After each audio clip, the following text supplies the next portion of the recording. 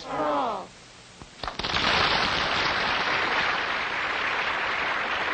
The separate and equal station to which the laws of nature and of nature's God entitle them. A decent respect to the opinions of mankind requires that they should declare the causes which impel them to the separation. We hold these truths to be self-evident, that all men are created equal, that they are endowed by their Creator with certain unalienable rights, that among these are life, liberty, and the pursuit of happiness.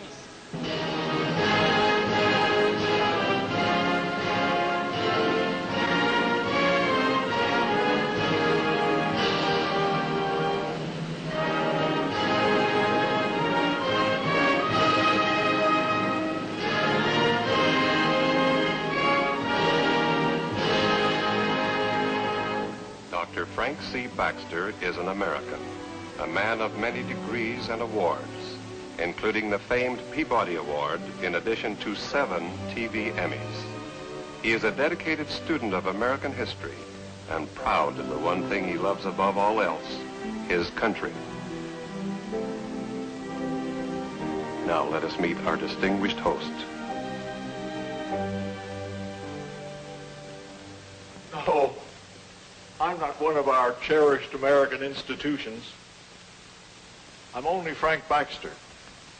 However, with the help of some powerful pages of history, we're going to re-examine this priceless document, this venerable piece of parchment that has been handed down to us with ever so much loving care. This Declaration of Independence that is our heritage. Most of us, I think, know a little of what happened on that hot, prickly 4th of July in 1776. We know that the Liberty Bell rang.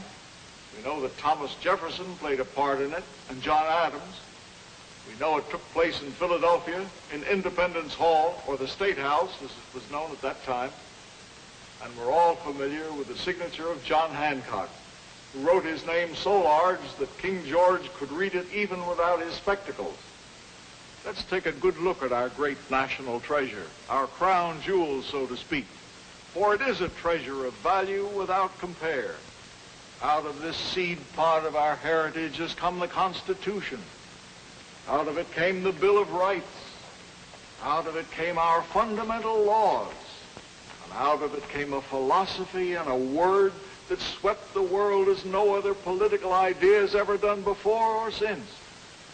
For out of our heritage has come human liberty, democracy, and the birth of a great nation. And this is our heritage.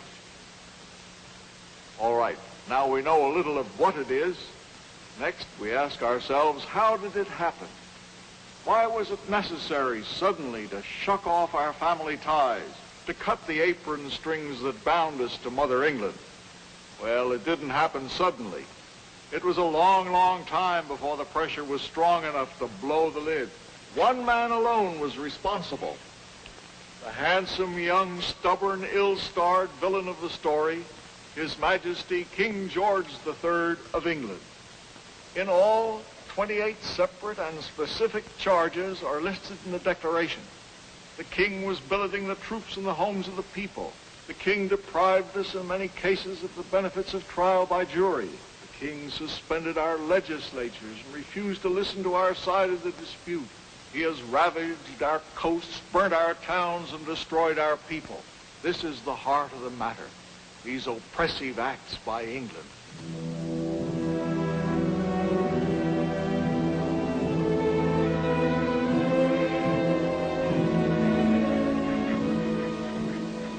Unjust taxes, one after another. Taxes on personal property, if you please. All of which caused Patrick Henry to explode in defiance, give me liberty or give me death. The Stamp Act, the Townsend Act of '65, import on glass, paper, and tea.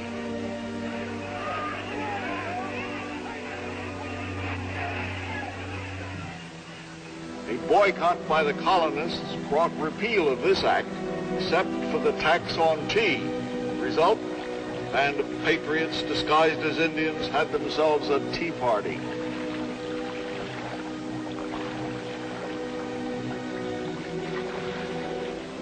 In 1770, a mob of rowdies heckled a lone British sentry in Boston.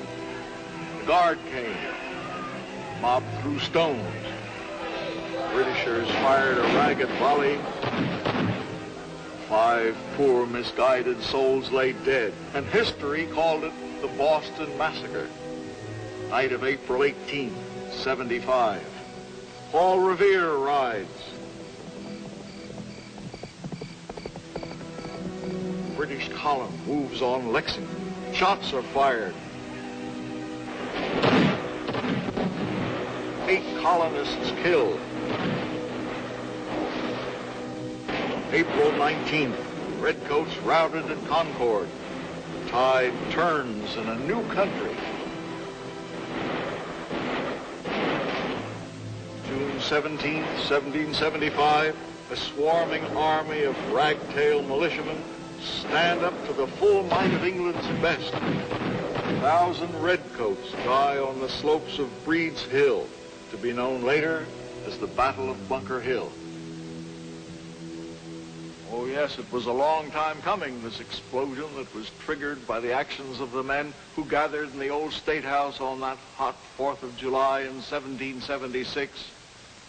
These men who, before the day was over, were to mutually pledge to each other their lives, their fortunes, and their sacred honor. Their lives, their fortunes, and their sacred honor.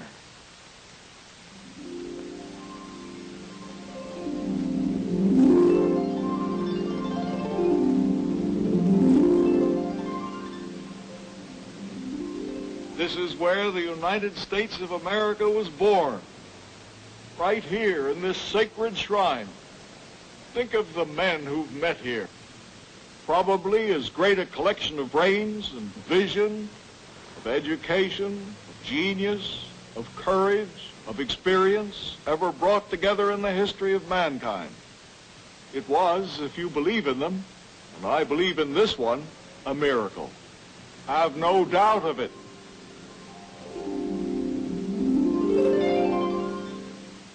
Excitement crackled among the delegates from the 13 colonies on that 4th of July. They were here to make a decision. Should they vote to sever all ties with the crown? Or should they procrastinate, stall off the inevitable, try to give King George just one more chance? Specifically, the delegates to the Congress were to decide on a resolution presented about 3 weeks earlier by Richard Henry Lee, senior delegate from the colony of Virginia, that these united colonies are, and of right ought to be, free and independent states, that they are absolved from all allegiance to the British crown, and that all political connections between them and the state of Great Britain is, and ought to be, totally dissolved. The delegates had thought about it. They talked to each other about it. The whole population of the colonies had been discussing it, in fact. Now the decision had to be made. Think for a moment of the consequences of this action. If they voted for independence, there would be a war, a costly, bloody war. And if they lost, it would in all certainty mean confiscation of their property, prison for their families, and as certain as anything could be, the hangman's noose for the lot of them. Now, Congress had made another decision back there on the 7th of June, a wise and I think a most fortunate decision. They appointed a committee to prepare a document, an actual Declaration of Independence, just in case Lee's resolution was passed later on. 5 men, representative of the whole, were chosen to be on this drafting committee. There was Robert R. Livingston of New York, the young lawyer, only 30 years old at the time. Livingston later administered the oath of office to George Washington at his first inauguration. And there was Roger Sherman of Connecticut, 55 years old, very successful merchant, longtime public official, both feet firmly on the ground, shrewd and able. Benjamin Franklin was on that drafting committee. Old Ben, 69, from Pennsylvania, a legend in his own time, printer, author, inventor. He invented bifocals, you know. Statesman, publisher, philosopher, scientist, educator, philanthropist, you name it, Franklin was it. From Massachusetts, there was John Adams, only 41. In the full light of history, one of the most eminent of all Americans was Adams. Forthright, impulsive, he was honest, and he was noble. The Atlas of American independence.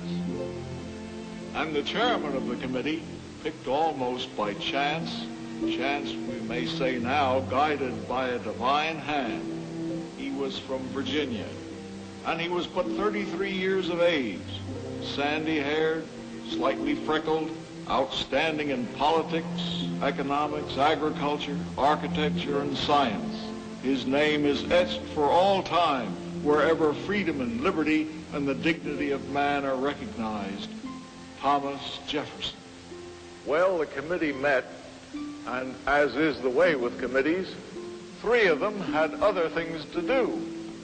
So the real work fell to Adams and Jefferson.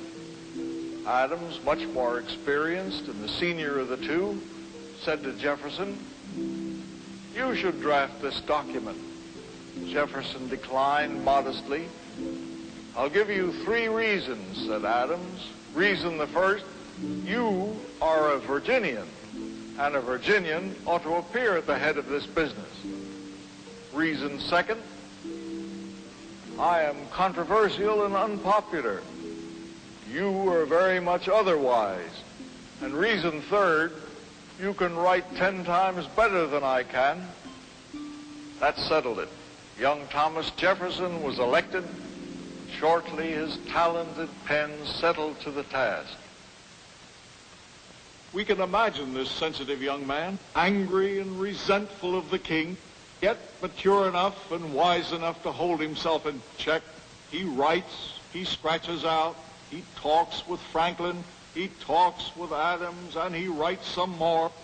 And slowly, word by word, thought by thought, there evolves the noble, majestic music of the Declaration of Independence. When in the course of human events it becomes necessary for one people to dissolve the political bands which have connected them with another, and it gathers momentum like an eagle taking off from a mountain crag into the vastness of the sky. Then this tremendous statement, we hold these truths to be self-evident, that all men are created equal, that they are endowed by their Creator with certain unalienable rights, and that among these are life, liberty, and the pursuit of happiness.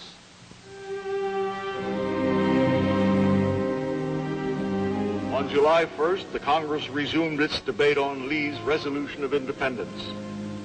Farmer John Dickinson of Pennsylvania protested. What he said made much good sense. The colonists were unprepared to battle the mighty power of Britain. They could never hope to win. The cool logic of this cast a damper on the Congress. Then John Adams rose, never an orator or easy with words, for once his lips were touched with fire. He had but one theme, the necessity for liberty. The warmth of his idealism galvanized the Congress to debate once more. Adams's stirring speech was punctuated by a passing summer storm with dramatic bolts of lightning and crashes of thunder. Finally, on the 2nd of July, Congress agreed that there was no other course but to sever the ties that bound the colonies to the Crown. Now, young Tom Jefferson's great document was introduced. The delegates wisely changed a line here, a thought there, and on July 4th, 1776, they unanimously accepted the final form and began to append their signatures.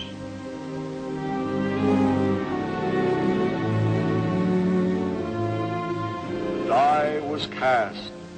There was no retreat. The declaration was dispatched forthwith by mounted couriers to all the colonies. On July 5th, it was read aloud to the people of Philadelphia, and the famous old bell in the tower proclaimed liberty throughout the land. Our most famous and venerated symbol of patriotism, the Liberty Bell, which forever reminds us most forcefully of our sacred heritage. Another famous symbol of liberty, the Capitol Dome in Washington. What it stands for is also part of the legacy bequeathed us by Jefferson and Adams and Franklin and Hancock and all that courageous band on the 4th of July in '76. Yes, the symbol of government of free men, strong and powerful, yet tender and solicitous toward those who seek its shelter. A government born of the Declaration of Independence. Yes, this is our heritage.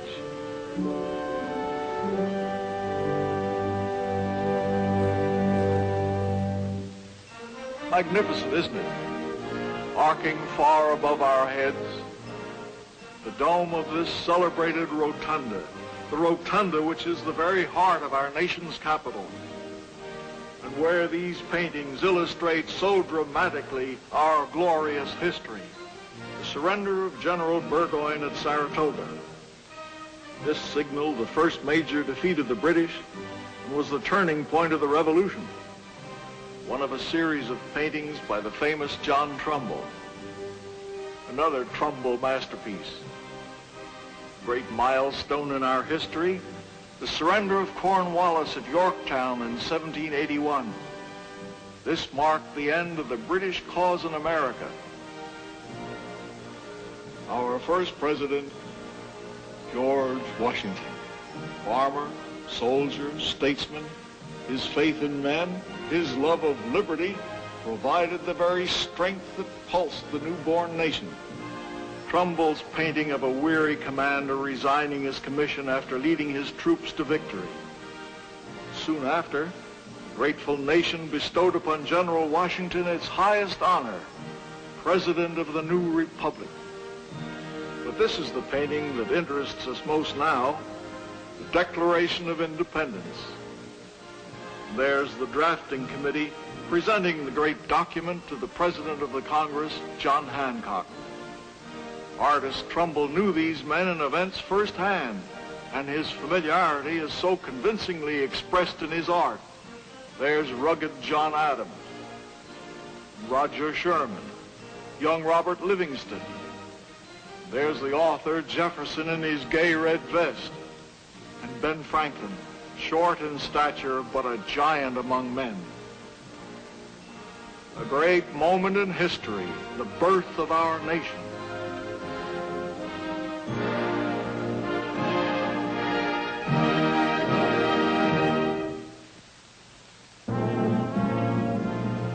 And you know, our nation's capital city is rich in visible dividends from our precious heritage.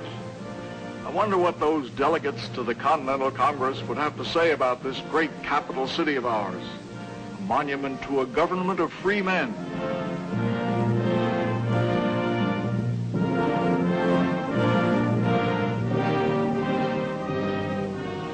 Abraham Lincoln was fully aware of every word in the Declaration of Independence. The date was 1861, and Abe Lincoln was on his way to the nation's capital for his first inauguration. He paused in Philadelphia long enough to say to a gathering at Independence Hall, "I have never had a feeling politically that did not spring from the sentiments embodied in the Declaration of Independence." It was the sentiment in that document which gave promise that in due time the weight would be lifted from the shoulders of all men.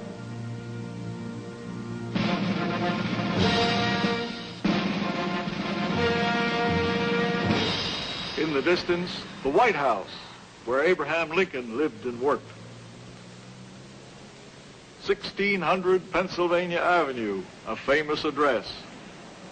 Home of our presidents whose solemn oath of office dedicates their very lives to the preservation of our sacred heritage. This legacy, this magnificent inheritance, has not been handed to us on a silver platter, not by a long shot.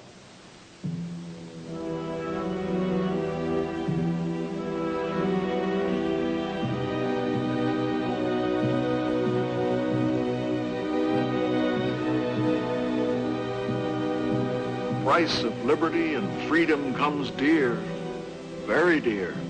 When the chips are down, we are prepared always to defend these sacred principles upon which our nation was founded.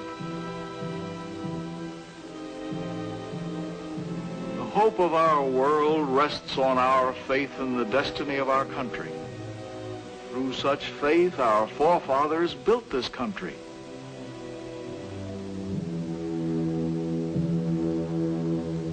It's been costly.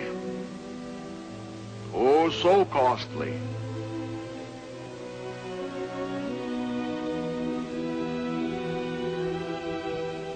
There has scarcely been a period of time in all our history when our heritage has not been challenged and threatened. This dark and evil menace never ceases, and we have never ceased to meet it. Our struggle for freedom and independence, and that tragic winter at Valley Forge.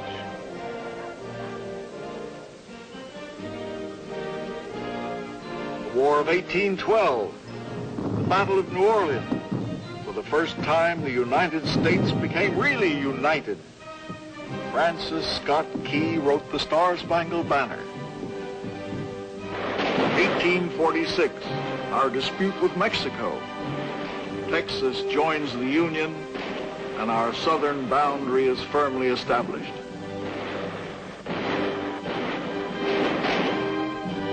Tragedy of the war between the states, neighbor against neighbor, brother against brother, our nation torn asunder. 1898, we were at war with Spain, Cuba, remember the Maine, Havana Harbor, and San Juan Hill.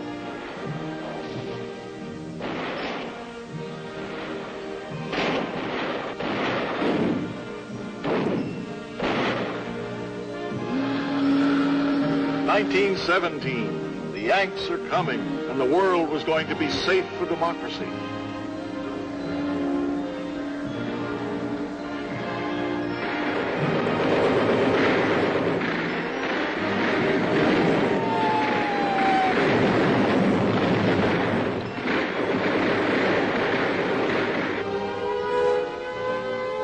Holocaust of World War II.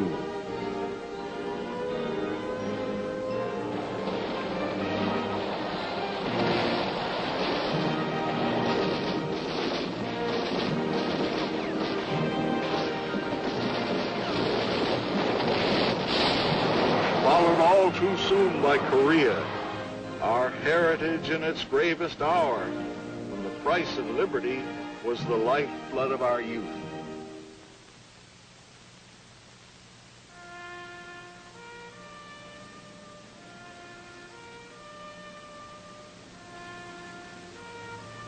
Through this requiem of silence runs the mighty theme of the Declaration of Independence, voiced so eloquently by Thomas Jefferson.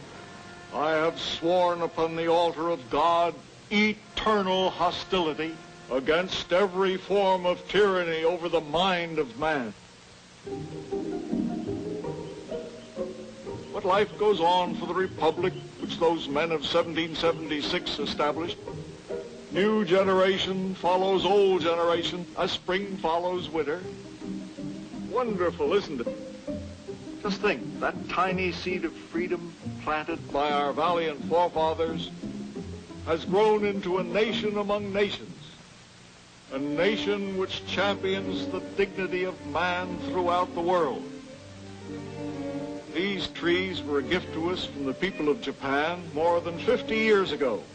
And each spring, thousands of Americans flock to Washington just to admire their matchless beauty. We can stand here and wonder at one of the most thrilling sights we have ever had the privilege to behold. For over there, across the reflecting waters of the tidal basin, is the Jefferson Memorial. The stately and beautiful tribute paid to Jefferson by the American people for whom he did so much.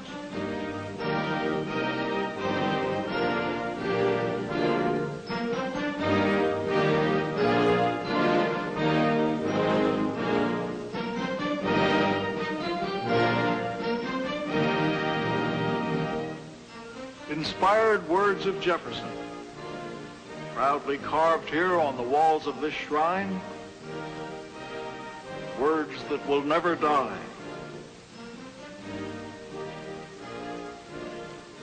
But all men shall be free to profess and by argument to maintain their opinions in matters of religion.